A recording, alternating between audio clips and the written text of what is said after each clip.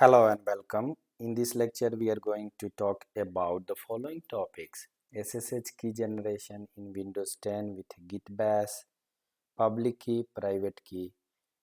Note: install the GitBash before starting these sections or follow that in previous lecture. So let's go and do what we need.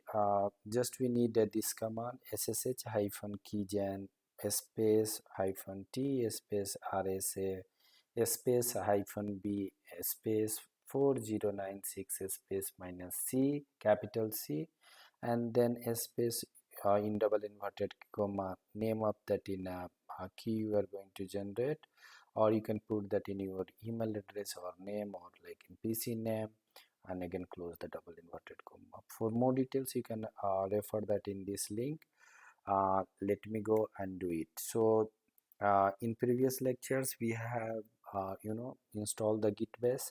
So type the Windows button and then just type that in Git. So you'll be see that something GitBash, just double click on that. You'll be see that in a skin like that. Just try to do that in change the directory, home directory of this user, and you know and see something is there or not. cd.ssh, if that .ssh folder is not there, so create the ssh folder and just you have to perform that in this command ssh-keygen space minus -t space rsa space -b and space 4096 space hyphen capital C and training, and just click on the enter. It's asking like location, so let it be locations as default, and if you want you can change it. I want like in as it is default and click on the enter. It's asking that in enter passphrase. I'm just want to like in blank and click on the enter same passphrase. Not I'll let it be as it is, like in blank, and that's all.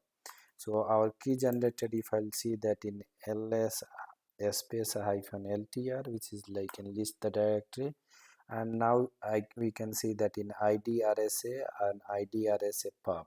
So idrsa is a public key, id underscore rsa is a private key, id underscore rsa dot pub is a public key.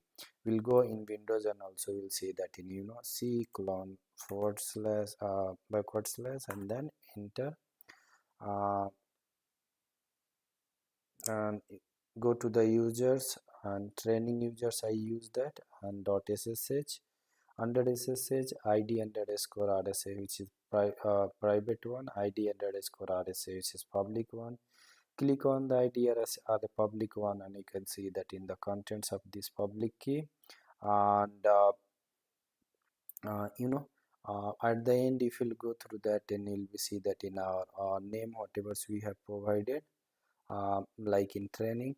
So this key we'll use that in a public and private key in our like in upcoming lectures, and make sure you are going understanding this. And let me know if you have any questions on that. I'll be more than happy to answer within 24 hours. And that's all about, and thanks for watching.